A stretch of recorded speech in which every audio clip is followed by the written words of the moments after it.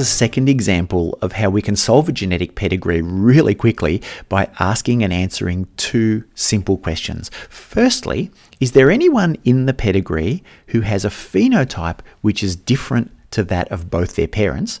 And secondly, are there any girls with the recessive phenotype who have a father or a son with the dominant phenotype? Often people look at a pedigree like this one and they can't see anybody there who has a phenotype which is different to that of both their parents. If you can't see it in here, I'll bet that that's because you're focusing just on the individuals that are shaded. That's a very common thing to do because, of course, this pedigree is representing some sort of, genetic abnormality or some genetic trait, and the pedigree is representing those individuals as shaded individuals. So we tend to focus on those. But we need to look at not just the shaded individuals, but every individual in the pedigree. And if we do that, we can see that this boy down here is not shaded, and yet both of his parents are. In other words, he has a phenotype which is different to that of both his parents. And that shows us that he has the recessive phenotype, and therefore anyone in the pedigree who is shaded must have the dominant phenotype. Now, because of course we are interested in those shaded individuals, we've now just proven that that trait that's shaded, represented by shading, is a dominant phenotype. So we can eliminate X-linked recessive and autosomal recessive as possible modes of inheritance. That leaves us with just X-linked dominant and autosomal dominant. We need to determine which one of those it is. Just before we do that though, I think it's really important that we not only are able to recognize patterns here and get to the right answer, but that you understand the genetics behind this. Why the fact that this guy being unshaded when both of his parents are proves that he has the recessive phenotype. The only way that this could happen, that a person could have a phenotype which is different to both their parents, is if the parents are both heterozygous, that is, they have one allele for the dominant trait and one allele for the recessive trait, and they give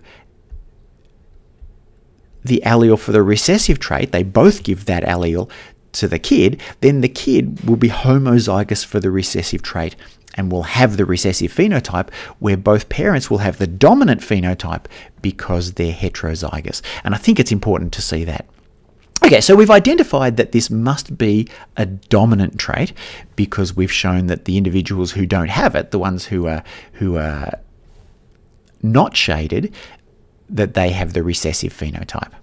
So the second question that we need to ask is there anybody in this pedigree who is a girl who has either a father or a son who has the dominant phenotype? We're looking for any girls with the recessive phenotype who have a father or a son with the dominant phenotype. So first of all, let's identify any girls who have the recessive phenotype. That is, they're not shaded in this example.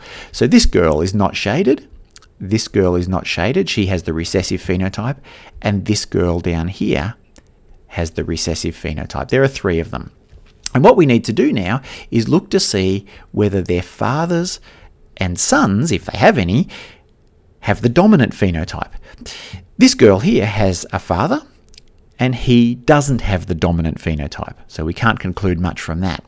But this girl here has a son who does have the dominant phenotype.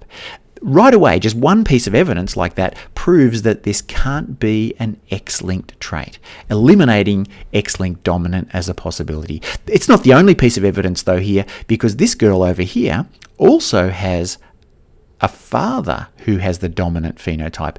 That also proves that it can't be an X-linked dominant trait. We know that it's a dominant trait because we asked and answered that first question, but this piece of evidence shows us that it also can't possibly be X-linked. Again, it's important that we understand why it shows that. And the reason, let's look at this girl over here. Of course, because she's a girl, she's going to have two X chromosomes, as do all girls. And because she has the recessive phenotype, she must have the allele for the recessive phenotype on both of her X chromosomes. If it was an X-linked trait, which it's not, we've proved that it's not, but if it was, she would have the recessive allele on both of her X chromosomes. Now, she gets an X chromosome from both of her parents. Her mother has 2 X chromosomes. Her father only has 1 X chromosome. So she must have got one of those alleles from each of her parents. Her mother has the same phenotype as her, so that's understandable. But the father has only got 1 X chromosome. And yet, for her to get 2 copies of that allele for the recessive trait, her father must have one of them, and yet he clearly doesn't, because he has the dominant phenotype, which means his genotype must actually be big B. Okay, he must actually have the allele for the dominant trait. He can't have that, or else he wouldn't be shaded in. So it doesn't work out as an X-linked trait. So that proves that it must be an autosomal dominant mode of inheritance.